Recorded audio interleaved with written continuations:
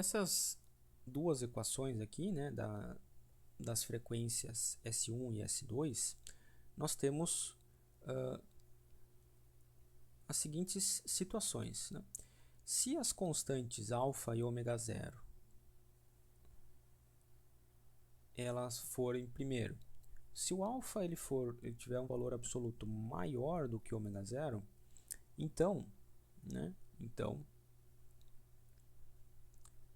as frequências complexas S1 e S2 elas não serão complexas na realidade, né? Elas vão pertencer aos números reais, certo? Elas são valores reais. Por quê?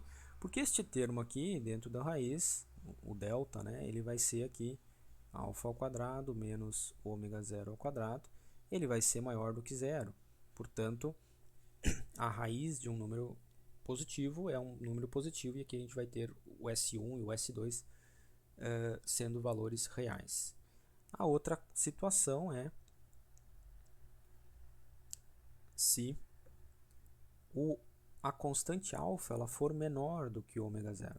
Se o alfa for menor do que ômega zero, aí sim nós teremos as frequências S1 e S2 como sendo complexas, né? Pertencendo aos números complexos. Okay? Existe uma única situação, uma única combinação, que é uma terceira possibilidade, né? Que é se o alfa for exatamente igual a ômega zero. Né? Se o alfa é exatamente igual a ômega zero, então nós temos aqui o delta dessa equação de Bhaskara, né, é igual a zero, porque alfa ao quadrado menos ômega zero ao quadrado, os dois têm o mesmo valor, a gente vai ter raiz de zero. E aí a gente vai ter então que esse caso aqui, as duas frequências, né, então são iguais. S1 é igual a S2 e também pertence aos números reais, certo? Porque S1 vai ser reduzido a menos alfa, já que este termo aqui ele se torna zero, né? Caso alfa seja igual a ômega zero em magnitude. E o S2 também vai ser menos alfa. Ou seja, S1 é aquelas duas respostas iguais, né, que nós temos para essa solução. Então, essa aqui é a primeira possibilidade. Frequências S1 e S2 são reais. A segunda possibilidade é que elas sejam complexas, diferentes e complexas, né? E a terceira possibilidade, para um caso particular, é que S1 vai ser igual a S2 e pertence aos reais.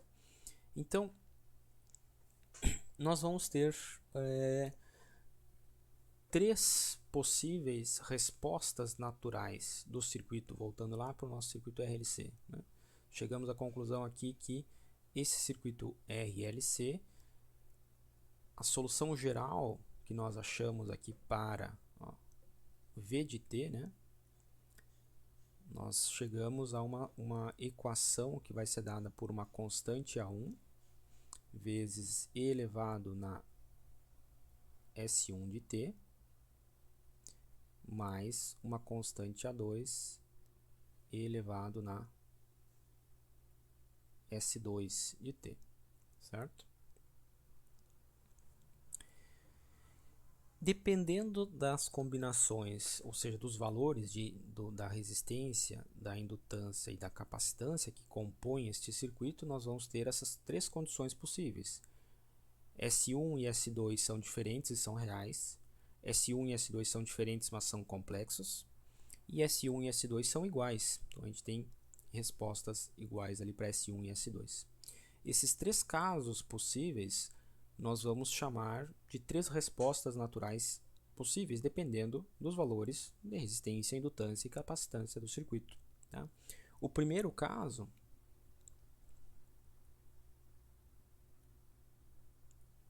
vou botar aqui. Vamos ver logo. Existem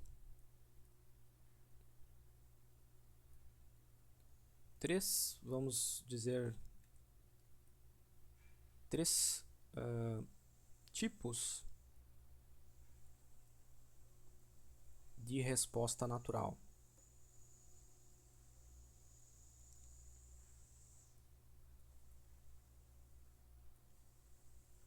Do circuito RLC.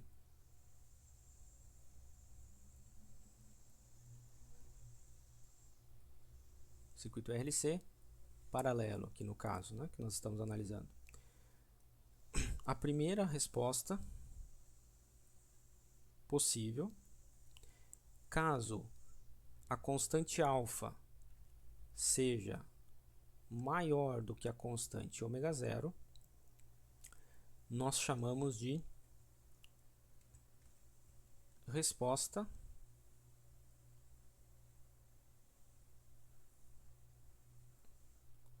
sobreamortecida.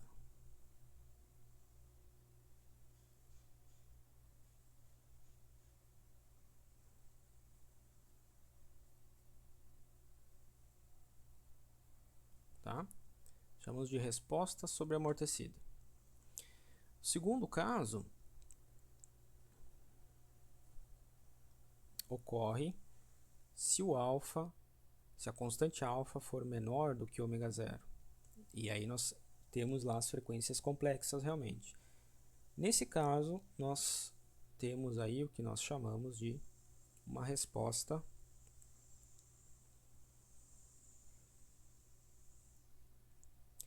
subamortecida.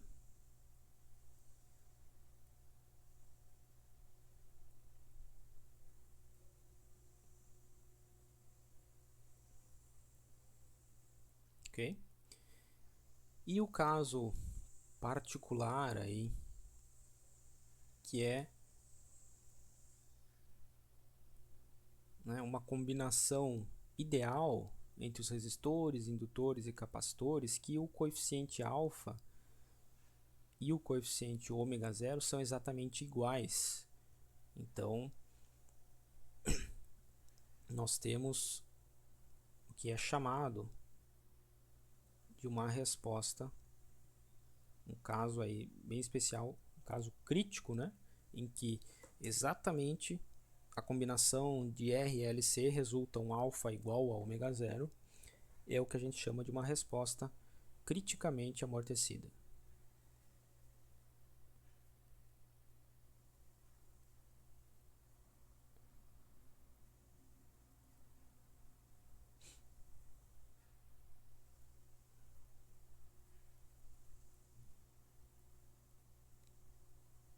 Certo? E essa situação aqui, tá? A gente já pode comentar agora que na prática, em um circuito real, ela a probabilidade de acontecer é quase impossível, né? Por quê? Porque os componentes resistência, né? A resistência ela já tem uma variação com a temperatura, né? Temperatura a corrente que está circulando, a temperatura ambiente já faz variar a resistência. Então, se a resistência mudar 0,1% para mais ou para menos, né, isso já vai gerar uma pequena diferença aqui no alfa. Então, é muito difícil que nós tenhamos na prática, para não dizer impossível, né, mas é quase impossível, de um circuito na prática ele ter este comportamento aqui com uma resposta criticamente amortecida, porque os valores de resistência, da indutância também e da capacitância, eles têm uma variação natural, né, na prática, o elemento real.